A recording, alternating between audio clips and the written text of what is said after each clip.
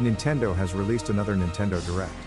This presentation features 40 minutes of games and DLC that will be releasing up until the summer of 2023. And for the first time ever, correct me if I'm wrong, there has been no Square Enix games featured.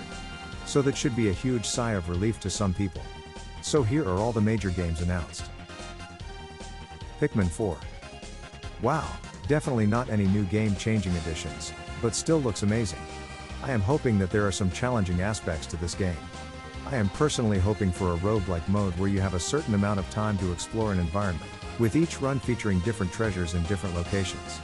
I am certain there will be a Pikmin Direct as we get closer to the game's release, since Nintendo is reportedly no longer being a part of E3.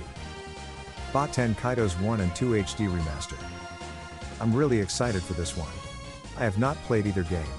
I was a kid when the GameCube was relevant, and I wanted these games, but my conscience told me to ask my parents for other games that did not seem as niche, like the Marios and Pokemons.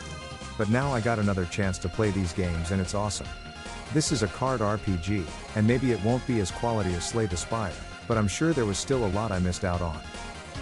Fantasy Life I, The Girl Who Steals Time. Very surprising.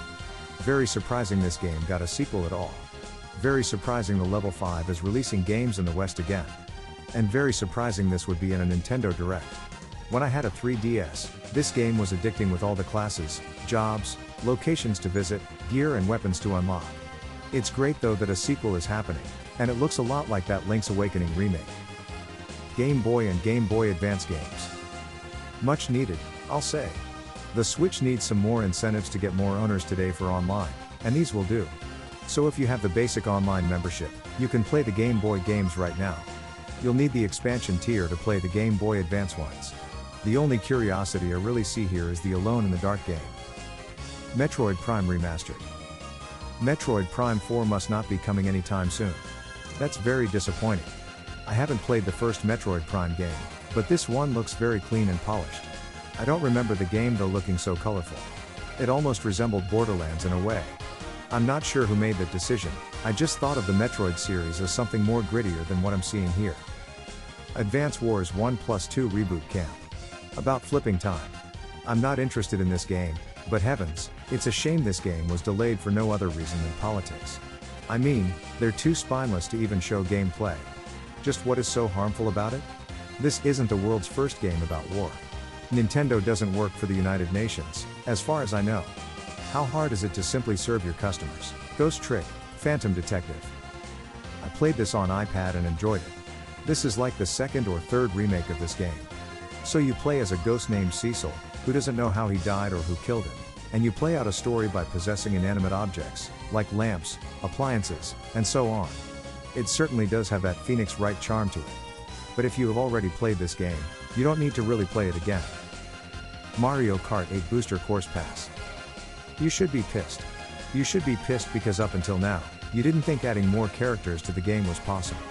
Birdo, man. This game is literally almost 9 years old. Now what else are they going to include? Diddy Kong? Nabbit?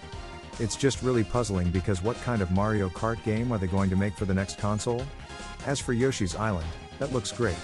I'll admit, I have not played any of the Wave 3 courses, but this alone is worth my time. Legend of Zelda Tears of the Kingdom. I'm not going to lie, it looks phenomenal. It seems like we're still going to be on the Hyrule map for the most part. And that's fine. But I've played Saints Row 4. And if you've played Saints Row 4, it's just Saints Row 3 but you have the ability to fly and run fast. Hopefully that's not going to happen here, but if it ever does, I'd be the first to have that warning sign. I am bummed that this is going to cost $70, though. That is probably because the size of the game exceeds a typical 16GB cartridge.